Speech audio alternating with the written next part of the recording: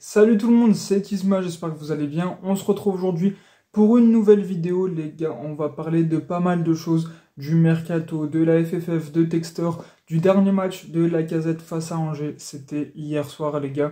Et encore pas mal de petites choses au programme. Une vidéo qui sera un peu plus longue que la semaine dernière, je pense, mais tout aussi intéressante. Donc c'est parti pour la vidéo. Les gars, petit aparté, petit bond dans le temps, on est dimanche matin. Je fais cette petite séquence, les gars, pour parler très vite fait du match d'hier. Alors la belle victoire de but à 0 qui nous permet, grâce aussi à la Panenka de Touré contre Strasbourg avec le Havre, de jouer pour le moment la Conference League, peut-être la Ligue Europa, sûrement, si le Paris Saint-Germain gagne la Coupe de France samedi prochain. Donc ça, on verra, mais les gars, quel match de fou! On va pas parler du contenu du match, du bilan de la saison, ça ce sera la semaine prochaine. Mais là, je veux juste vous parler de Lacazette et Cherki. Un hommage exceptionnel, un tifo géant d'une beauté incroyable pour notre général qui s'en va, les gars, qui a marqué son 200e avec une célébration incroyable, celle de l'AS Roma. Une célébration qui nous a montré tout le charisme, toute l'aura de ce joueur formidable. Puis quand il est sorti, oh, les larmes aux yeux, les gars. Forcément les larmes aux yeux, tout simplement. Magique ce moment avec comment ça s'appelle, une aide d'honneur, on va dire. Tout le monde était aligné, les remplaçants sur le terrain, tout le monde l'applaudissait, le stade debout pour dire au revoir à une personne exceptionnelle qui a marqué l'histoire du club, une légende avec son 200e et son 201e but. Ouais, les larmes à l'œil, que ce soit de son côté, d'une autre, franchement, ça a été un moment émotionnellement dur à vivre. Cherki, c'est pareil, sur sa sortie, qui a les larmes aux yeux, qui pleure, puis qui, dans la foulée de ce match, officialisera son départ. Il dit que c'était très sûrement son dernier match à l'Olympique Lyonnais, qu'il va passer à un nouveau chapitre. Il va donc changer de club cet été, à moins que ça se passe comme ça s'est passé la saison dernière. On verra, on aura le temps d'en reparler, mais en tout cas, merci à ces deux joueurs exceptionnels qui nous ont fait vibrer, franchement. Cherki comme Lacazette, de très bons joueurs, une légende et un joueur qui aura marqué quand même l'histoire du club, un enfant du pays, deux enfants du pays avec Lacazette. C'est exceptionnel ce qui s'est passé. L'après-match était fou. Allez voir la vidéo sur YouTube de l'Olympique Lyonnais. On ressent toutes les émotions. C'était vraiment incroyable à vivre. J'étais pas au stade malheureusement. Mais en tout cas, à travers un écran, on a quand même ressenti toutes les émotions. Et bon les gars, je vais vous laisser quand même avec la vidéo. Et on se retrouve nous la semaine prochaine. Donc je vous laisse avec la suite de la vidéo. On commence donc les gars avec le chapitre sur la FFF qui a fait de très grosses annonces qui pourraient révolutionner le football français. Alors deux grosses annonces qu'on va voir. La première, je suis plutôt favorable et je pense qu'elle peut faire du bien au football français. La seconde, on en reparlera, ce sera pas la même chose. Donc première petite annonce qui est tombée, je crois, en mi-semaine dernière, donc autour de mercredi, mardi, je sais plus exactement. En tout cas, elle faisait plutôt plaisir parce que c'est un changement qui devrait révolutionner le mode d'organisation du football professionnel français. Alors d'ici 2026-2027, la Fédération française de football devrait supprimer la Ligue de football professionnel.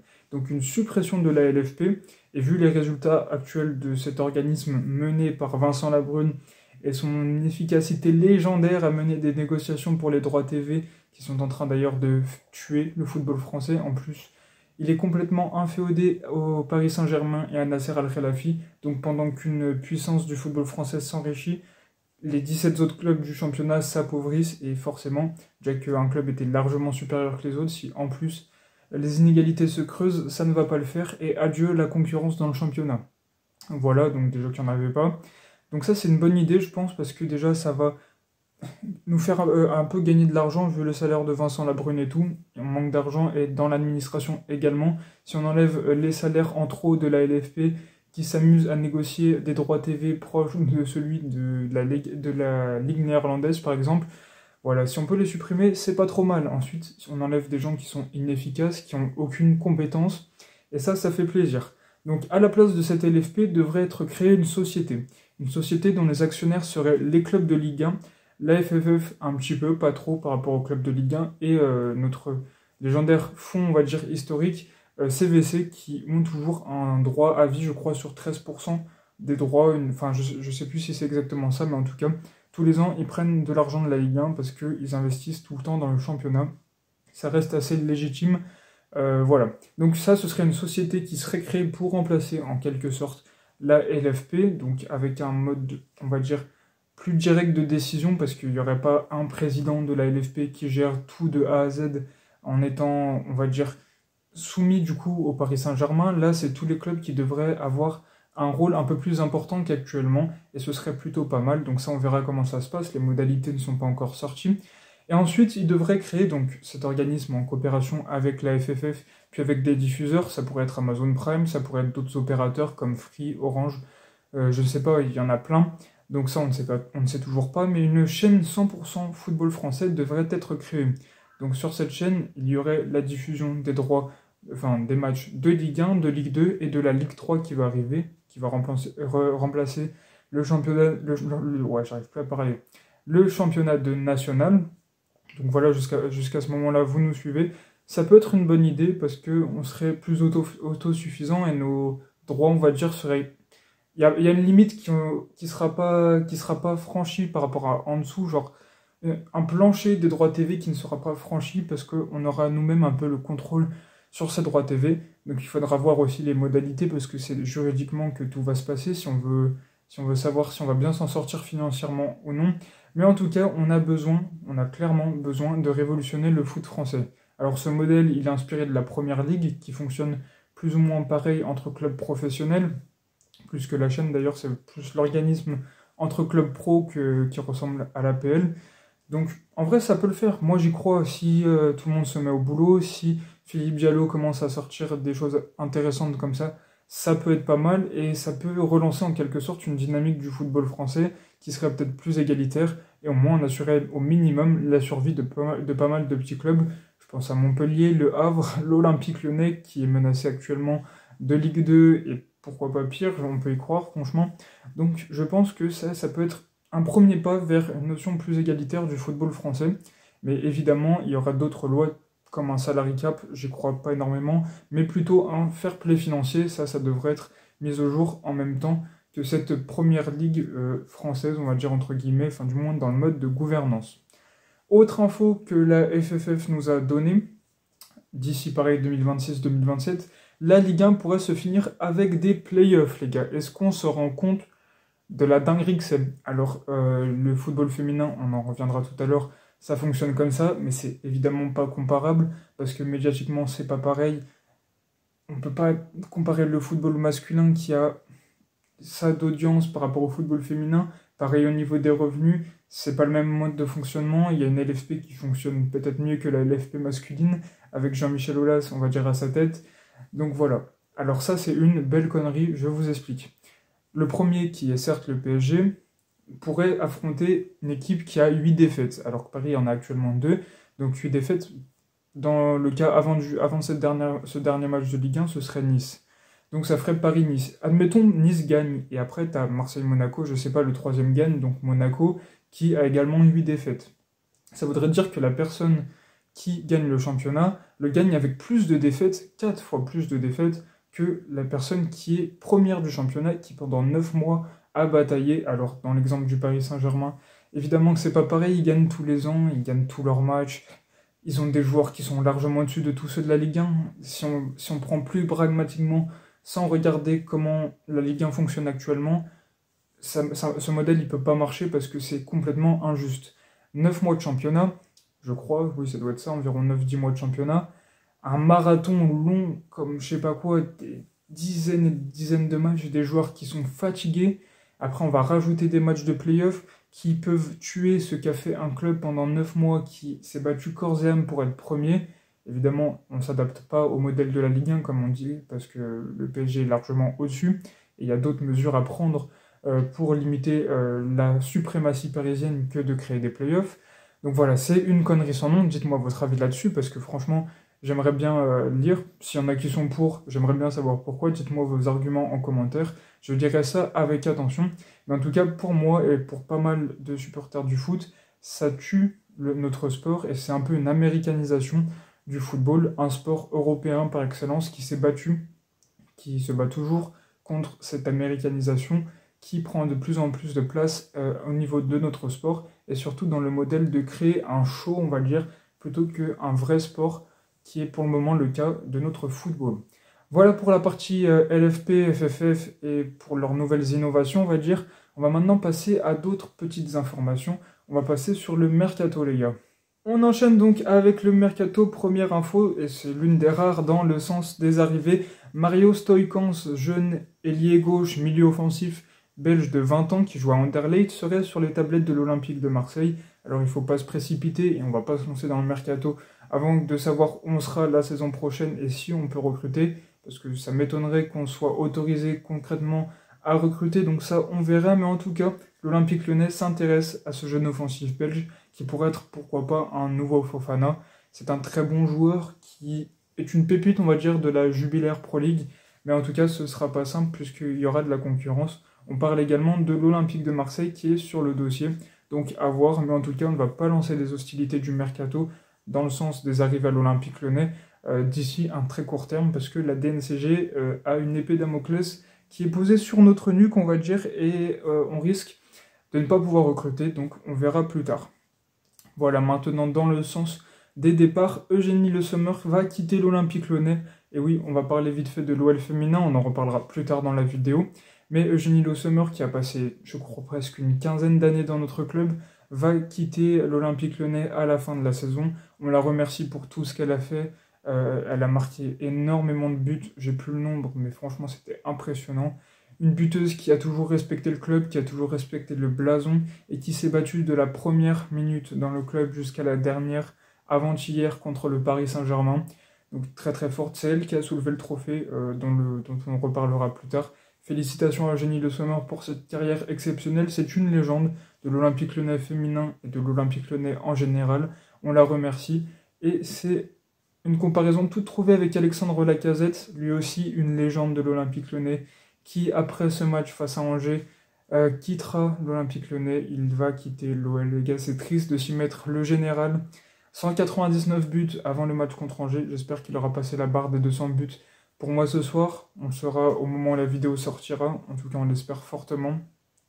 Le mec qui est là depuis 2003 au club, qui s'est battu, pareil, à l'image de Le Sommer, qui a été exceptionnel, qui a marqué des buts d'une importance folle. On se souvient du but contre Rome, les gars, et cette célébration d'un charisme fou, les gars. Puis la saison dernière, la saison d'avant, un patron qui a claqué plus de 20 buts par saison.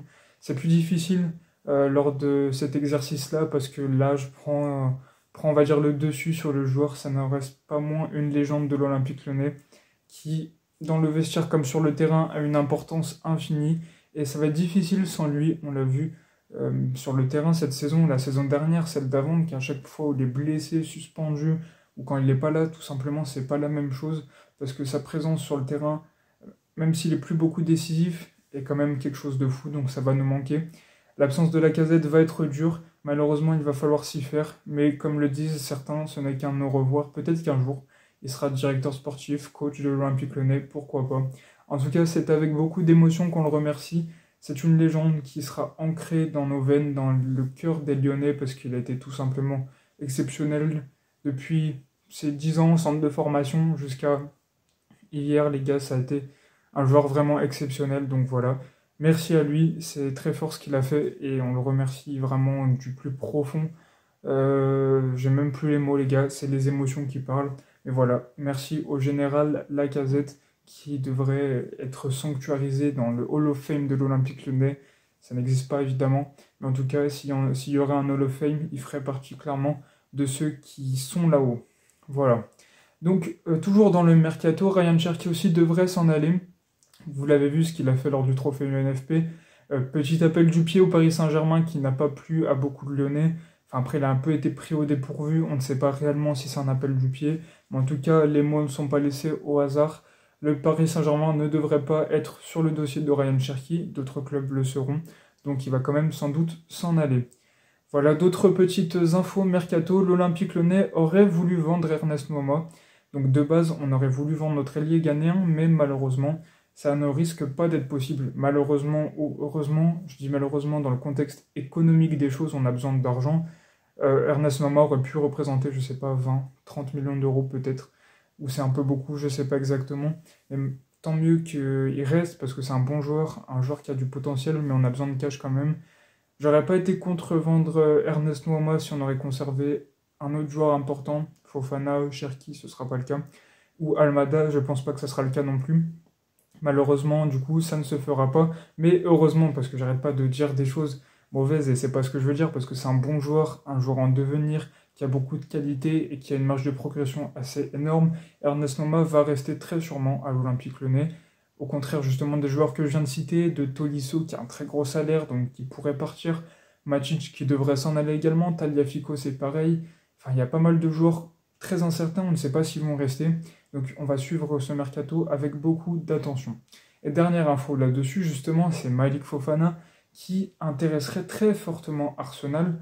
Donc le club, l'écurie de Première Ligue, voudrait s'attirer les foudres de notre ailier gauche qui est incroyable, qui a un potentiel pareil, exceptionnel, qui va faire des ravages la saison prochaine en Ligue 1 s'il reste à Lyon. Malheureusement, je ne pense pas que ça sera le cas.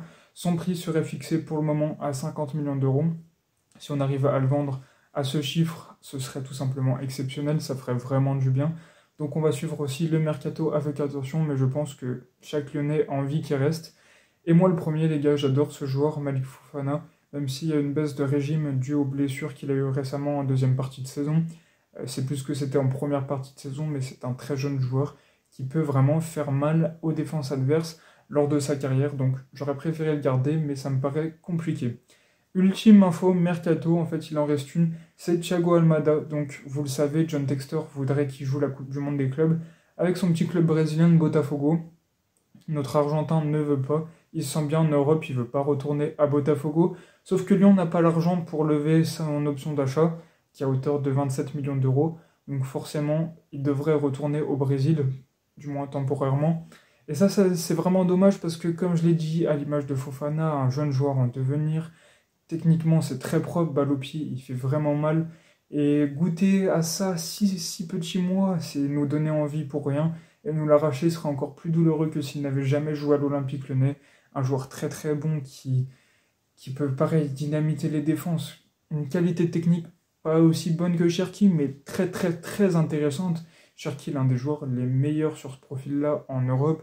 Almada, c'est pas très loin derrière, donc garder l'un des deux, ça aurait été exceptionnel pour se relancer la saison prochaine. Ça ne devrait pas se faire. En tout cas, il devrait retourner temporairement au Brésil pour repartir ensuite en Europe dans un autre club. On a déjà parlé de l'Atlético Madrid. Pour le moment, c'est eux les plus avancés sur le dossier. Voilà pour le mercato, il reste encore pas mal de petites informations. On va parler des trophées UNFP notamment, les gars, puis de l'OL féminin. Donc c'est parti pour le reste de la vidéo, les gars. Alors la partie trophée UNFP, alors la meilleure joueuse de Première Ligue Arkema n'est pas une lyonnaise, c'est Clara Matteo, la joueuse du Paris FC. Félicitations à elle, même si je pense que vu la saison de nos lyonnaises, invaincue en saison régulière, ça aurait été mieux que ça soit une de nos fenotes qui ait ce trophée. Malheureusement, ce n'est pas le cas. Par contre, Christiane Endler remporte le prix de meilleure gardienne de la saison. Et attention, autant que le Paris Saint-Germain, on a tout raflé dans le 11 type, enfin du moins en masculin quand je compare au PSG, on a tout raflé dans le 11 type de la saison. Alors j'y vais, j'espère en oublier aucune. En gardienne, donc Christiane Endler, forcément meilleure gardienne de la saison. Ensuite la défense 100% lyonnaise, Ellie Carpenter, très très forte joueuse les gars.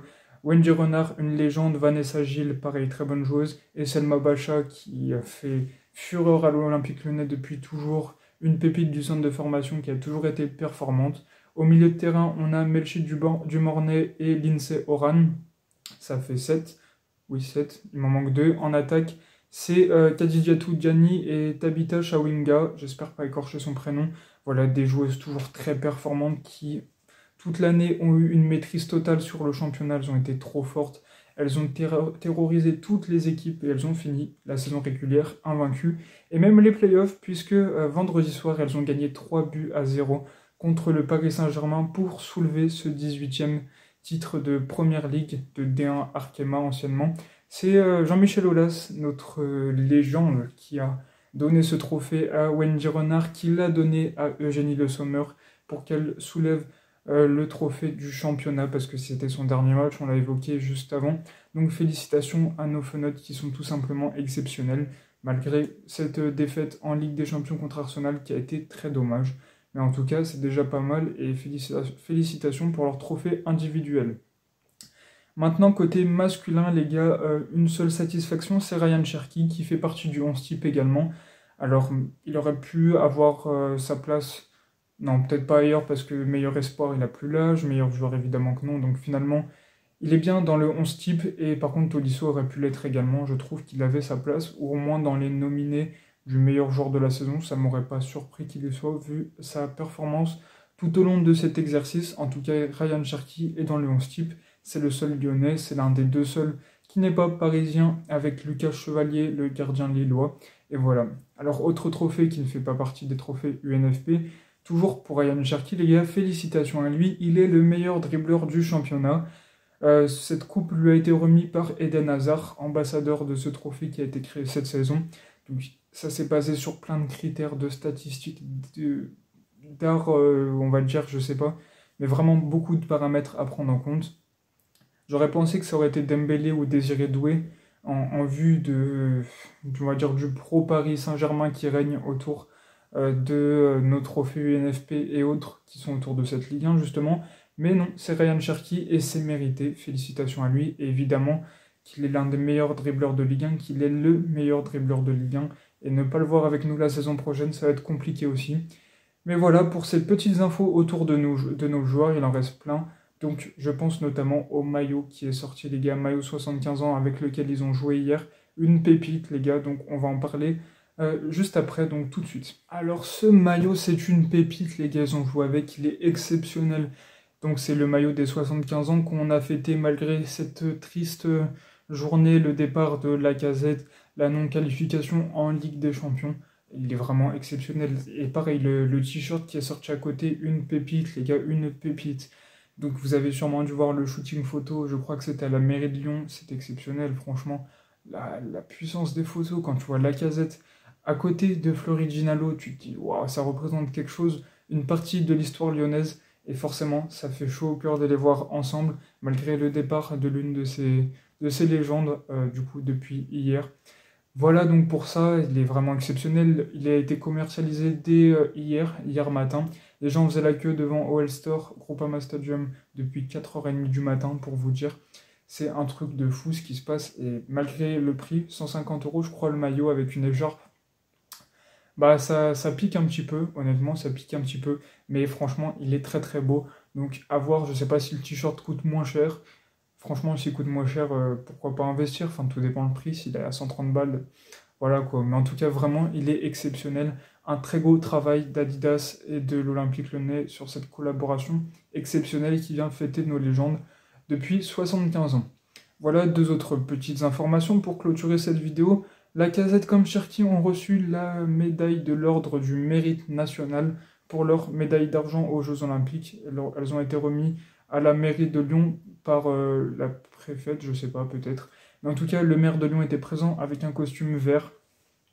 Alors ça, les gars, je vous jure, c'est une folie, tu vois. À la remise de médailles de joueurs de l'Olympique Lyonnais, tu es le maire de Lyon et tu viens avec un costume vert. Bon.